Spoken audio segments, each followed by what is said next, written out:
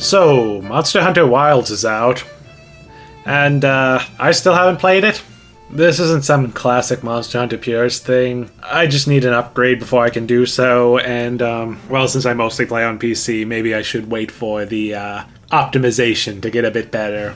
But because I'm feeling a little left out, though, let's be frank, as a classic Monster Hunter fan, I'd probably be feeling that anyway, I decided I would make a video on something else Monster Hunter related. And hey, maybe I can get a little boost off the algorithm this way. So, since I'm not in a position to talk about Monster Hunter Wilds, I want to talk about my favorite Monster Hunter game. Although I think my pick for my favorite might be an odd one even among classic Monster Hunter fans. It's Monster Hunter Generations Ultimate. I mean, you probably saw the title of the video. And Generations Ultimate is currently the only classic Monster Hunter game you can just buy and download, at least if you own a Switch. Oh, and before I get into it, I'm mostly going to try and keep this from being about classic versus modern. I just don't feel like being confrontational today. I do prefer classic Monster Hunter's gameplay and systems, and that's part of why I favor Generations Ultimate, but I don't want to focus on them right now. Most of the things I want to talk about are things that make GU unique even among classic Monster Hunter. And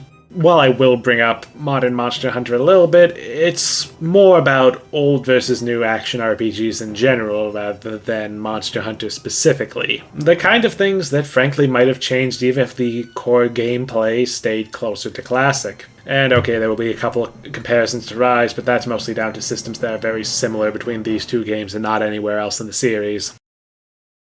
But Monster Hunter has always been a fairly gameplay-first series, so let's start with the gameplay. And yeah, it's classic Monster Hunter. If you like classic Monster Hunter, like I do, you're probably going to find something to like about it. Plus it's the refined 4th gen iteration of classic Monster Hunter, which is a particularly strong start in my eyes. But Generations is atypical. It has some quirks that made it a bit divisive even among classic fans.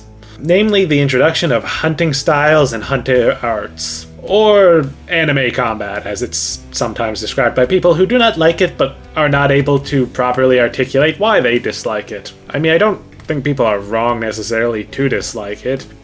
Even if I disagree, it definitely is a notable stylistic departure. I just think that phrasing it centered around the anime comparison is more relying on a haha anime is lame punchline rather than engaging in any kind of valuable analysis, because the combat is a bit flashier and less grounded than classic could be, though at the same time it's still more grounded than Rise and sometimes maybe even World, so these days GU's combat doesn't feel that out there. Hunting styles are a sort of alternate moveset. It's best to think of them as an extra set of classes that combine with your weapon type. Each style has a core concept and mechanics, which are then mixed with each weapon type's moveset and mechanics to create unique combinations. The result isn't quite 5 extra movesets for every single weapon type, but it is a significant increase in options, especially if you play a weapon type that pairs well with a variety of styles. Though the fact that weapon types can be a bit uneven in this game does hurt things at times. The 6 styles here are Guild, which is pretty much just the 4 ultimate version of a weapon, Striker, a style specialized in hunter arts, Adept, which buffs your evade or guard and focuses on counterattacks, Aerial, which focuses on jumping attacks and mounting monsters, Valor, which gives you a weakened normal moveset, but allows you to build up the Valor gauge to access a much stronger moveset, and Alchemy, which is mostly focused on the ability to build up its alchemy gauge and conjure various items out of thin air, some of which have no regular equivalent. Maybe it's not as exciting as something like Frontier had, which was effectively 3 bespoke movesets for each weapon that radically changed options and mechanics unique to each weapon. This is still pretty cool and nice to have. Besides, I think Frontier kind of screwed up its style system by introducing Extreme Style, which to my understanding just takes everything good about all the other styles, combines it, and then adds more on top of it. Plus in GU, with the guild style, you can always just play that if you would rather completely ignore the hunting style system, but having the style system here enriches the game by giving you the ability to change up how it plays without necessarily having to pick up an entirely new weapon type. Meanwhile, Hunter arts are, well, basically special moves, very similar to the Silkbind skills from Rise. Guild style can equip 2 of them, Striker can equip 3, and the remaining styles only get 1. Hey, this is Editing Mikhail here. Slight correction. Alchemy style can also equip 3 Hunter arts, and has a few other bonuses around them, but Aerial, Adept, and Valor styles all do indeed only have 1 slot for Hunter arts. Now back to the original audio track where I'm about to explain how these things work. But instead of using one shared resource like Silkbind skills, each Hunter art has its own gauge that fills as you hunt, with the rate at which it fills depending on the art itself. The resulting pace is, I think, better for the type of game that GU is, although Rise's Silkbind skills worked well for its gameplay decisions. Because of the limitations in place, you have to use them tactically. If you get hit and knocked out of it, you waste the entire gauge, so they fit nicely into the classic series' focus on positioning and timing, rather than overshadowing it by letting you bulldoze through with the special moves. And likewise, this ensures that they can never overshadow the weapons-based moveset. Really, this is what keeps it from being too over the top. They have to be used thoughtfully, much like a Greatsword's Charge Slash or a Charge Blade's Amped Discharge. There is quite a few of them, but they don't add quite as much variety as hunting styles do, but they are an interesting idea. On top of massively expanding what each weapon can do, Generations and GU have a unique weapon type, Prowler Mode. In other words, you can play as your Palico, and this comes with a lot of unique systems such as replacing items with a gauge-based system and being able to gather items without tools, which was a thing back then. Admittedly, I haven't put a ton of time into it, and honestly it's not the deepest form of gameplay. But hey, we haven't gotten a new weapon type in Monster Hunter since Charge Blades and Insect Glaives a decade ago, so I'll take what I can get. Come on, you cowards, add Tonfas to the mainline games. But on top of all this, the monster roster here is also very robust. Not only is the roster the largest it's been in the franchise, but it has relatively little padding. All of the variant monsters in this game fall into a couple of categories. Some of them are rare species and equivalent endgame variants. So there are the gold and silver wraths, but not the pink and azure ones. These are usually the most interesting variants, so their inclusion does not feel like padding. Then there's also the deviant monsters, which are unique to this game, and they're probably my favorite variant monsters. They're always particularly unique, and the way you fight them over progressively harder quests is unique, at least within the mainline games, and makes for another distinct endgame grind option. Then there's the hyper monsters. These aren't counted towards the game's roster, but they do add to the variety because they give powered up refights of earlier monsters that drop materials needed for endgame versions of most weapons. So they help add to the variety of content in the late game by ensuring that earlier monsters aren't completely superfluous to the game's experience outside of their role in the difficulty curve. And it also greatly expands the pool of available weapons by adding endgame viable versions of gear, even stuff from monsters that wouldn't normally get endgame viable versions of their gear. Putting this all concisely, GU has solid gameplay, it has the most monsters in its roster, and the most ways to hunt the monsters.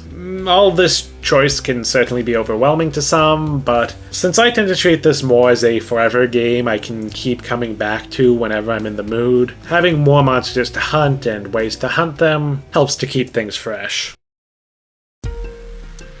And the way the game is structured is important to maintaining that freshness. See, I think a quirk of many newer online RPGs is that they tend to focus heavily on the endgame, causing players to rush through most of the content to get to the good stuff. This playstyle has always existed, but I find it more and more common for modern games to cater to this playstyle in a way that feels wasteful. If players are expected to mostly skip over the majority of content, well, what's the point of having that content be more than the bare minimum needed to get players up to endgame levels of ability? If you're constantly adding new content and don't create ways for players to catch up, then eventually you'll end up with a player base scattered over years of content with limited ability to get to a place where they can all play together. So it is essential in certain games, it just has problems. And I will say that while I do think modern Monster Hunter has moved a bit towards this, by the scale of many other games, it isn't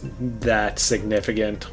But regardless, Monster Hunter Generations Ultimate seems designed for the exact opposite of this. You can approach the game with a focus on the endgame if you like, sure, but there's so much you'll overlook if you just tunnel vision on that part of it. This is a game about setting your own goals. It's a buffet that's too large for you to try everything efficiently, so let's go over a few of the things that are in this game, in addition to, of course, hunting for weapons and armor from the massive variety of monsters in this game.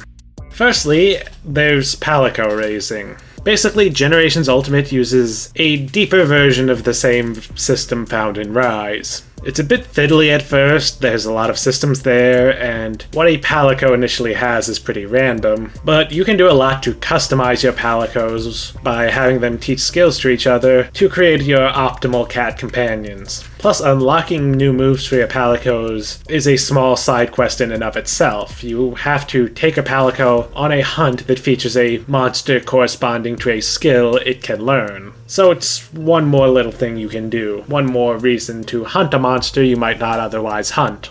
There's also plenty of side quests. Maybe the rewards aren't always the most interesting, many just give armor sets that you're more likely to use as cosmetics than for actual combat, but some unlock new hunter arts, new food, and valuable weapons. Plus, sometimes when I pick up the game and need something to do, sometimes completionism is enough of a motivation. But then there's also event quests, the closest thing to title updates you'll find in Classic, and while they're hardly unique to GU and rarely get me that invested, they're still a neat little diversion, and there's an option there. If nothing else, the costume items are cool to collect. Plus, GU is the first game in the series to introduce something similar to what would become layered armor in World. It's not quite as convenient as this system. I don't think the base release of Generations had it, and it's pretty typical that these systems are clunkier when retrofitted in, but this ensures that there's still value in the gear from side quests and event quests.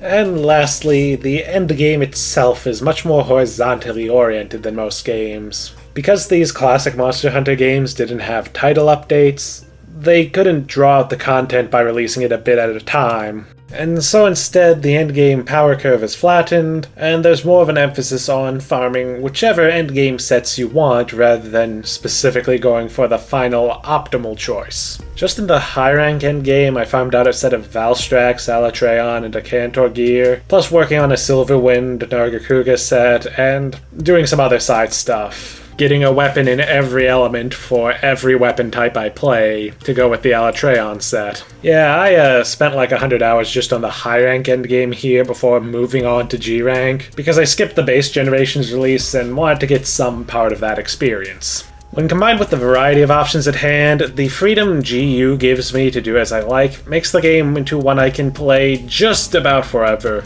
I can always try a new weapon type or change things up with a new style or arts, and because the journey is the focus here, I'm not just rushing to the end game, which I will quickly burn through. Of course, as my time with high rank proved, there's plenty of stuff to do in the end game, and it's up to you to decide what you want.